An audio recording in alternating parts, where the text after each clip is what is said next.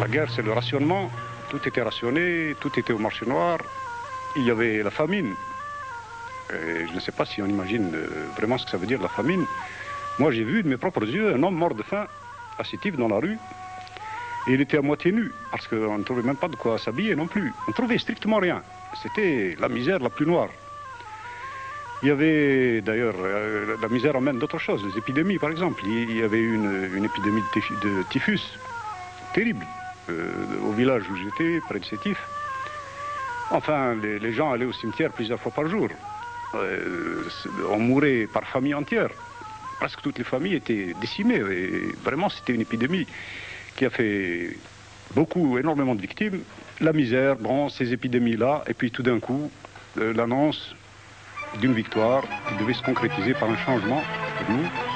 Une grande espérance, c'était de voir l'Algérie se libérer en même temps que la France et établir avec elle d'autres liens que les liens coloniaux. Mais pour les tenants du colonialisme, il est hors de question que changent ces liens coloniaux. Pour eux, ces soldats algériens, rescapés de la campagne d'Italie, de la campagne de France, de la campagne d'Allemagne, il faut bien leur faire comprendre dès leur retour à Alger qu'ils se sont battus pour la liberté des autres et pas pour la leur. Pour bien marquer qu'en Algérie, rien n'est changé, l'administration coloniale entend, avant même que cesse la joie populaire, frapper un grand coup. Lorsque je suis sorti du collège, le mardi 8 mai 1945, parce que nous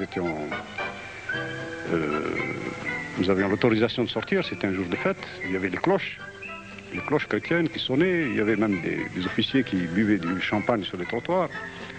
C'était d'un côté, dans le centre, puisque le lycée était au centre, une atmosphère de joie, mais tout d'un coup, cette atmosphère-là a totalement changé parce que, je l'ai compris plus tard, mais enfin, il y a eu un élément nouveau, c'est le défilé du 8 mai 1945 à Sétif, qui était vraiment imposant parce qu'il faut savoir que le mardi, c'est le jour de marché à Sétif. Et il y a énormément de paysans, il y a des communes très peuplées tout autour, et il y a énormément de gens un jour de marché à Sétif. Les paysans étaient désarmés, mais c'était une immense foule. Et devant la foule, il y avait les scouts musulmans, et derrière les scouts, des étudiants, dont certains étaient des camarades. Et ils m'ont fait signe de les rejoindre. C'est comme ça que j'ai participé à la manifestation avec ces étudiants. Mais nous avons tout juste fait quelques pas. Et puis il y a eu des coups de feu. Le cortège a reflué, on a vu même des enfants écrasés. Et puis c'était la panique. On ne pouvait pas bien comprendre ce qui se passait, mais on voyait bien que c'était très grave. J'ai pris la décision de rentrer dans mon village parce que mon père était malade. L'armée est arrivée, il y a eu des scènes de viol, etc., mais ça je l'ai su après. Bref, l'armée a occupé le village, la région, et puis le 13 mai, on est venu me chercher à la maison, à la cité des civils. J'ai été arrêté, conduit à la gendarmerie, ensuite à Sétif, au camp d'artillerie, où là nous étions quelque chose comme 6000. 6000 Algériens de cette région-là, et il y avait, moi j'étais jeune, j'avais 15 ans, mais il y avait plus jeunes que moi. Il y en avait qui avaient 12 ans, des gosses qui avaient été ramassés. C'était une sorte de coup de filet, à la gendarmerie par exemple, dans le village. On avait vu des corps, on avait vu des cadavres pour arriver à la gendarmerie. Et puis on entendait des coups de feu, souvent, surtout la nuit, tout près. Alors tout le monde pensait qu'on allait être liquidé. Bon, les gendarmes et l'armée amenaient tout le temps de nouveaux prisonniers et on comprenait bien qu'il y avait vraiment une vague de répression qui s'est poursuivie après. Et c'est à Sétif, surtout quand on est arrivé au camp, que nous avons commencé à avoir quelques informations et à comprendre l'ampleur du massacre. Face à 103 morts européens, l'administration coloniale annoncera 1150 morts algériens victimes de la répression. Mais si le bilan des morts européens reste stable, le chiffre des morts algériens s'alourdit vite. 7500, dit-on à l'état-major du général Duval. La commission présidée par le général Tubert arrive à 15 000 morts, mais est rappelée avant d'avoir terminé son décompte. La commission algérienne et une commission de l'ambassade américaine arrivent à peu près à un chiffre commun, entre 40 000 et 45 000 victimes algériennes. Oui, c'était vraiment un massacre, un grand massacre. Et il faut comprendre qu'il n'est pas dû au hasard, il n'est pas seulement lié à l'histoire entre l'Algérie et la France, puisque ce massacre, le même, et peut-être encore plus ample, s'est produit à Madagascar, la même année. Et en Indochine aussi.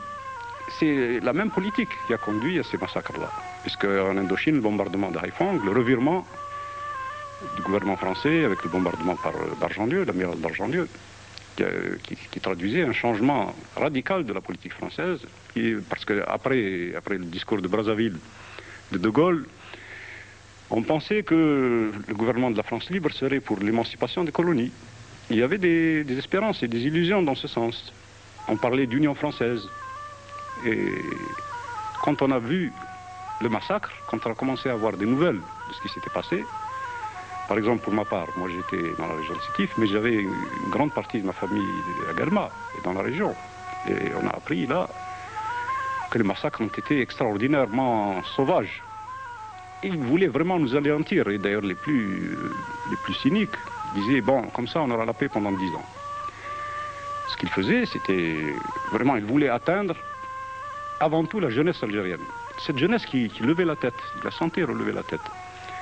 Et à Guelma, par exemple, ils se présentaient avec des camions dans les domiciles. Ils prenaient, j'ai eu comme ça beaucoup de camarades d'école, beaucoup de jeunes que je connais très bien, qui avaient le même âge que moi à peu près, et beaucoup d'autres qui ont été ramassés et froidement exécutés par les milices. Alors ces milices, c'était naturellement des milices de colons, mais elles agissaient en rapport étroit avec l'armée. Ça a été vraiment la boucherie. D'autant plus que c'est allé très loin. C'est-à-dire qu'on n'aurait jamais soupçonné tant de haine.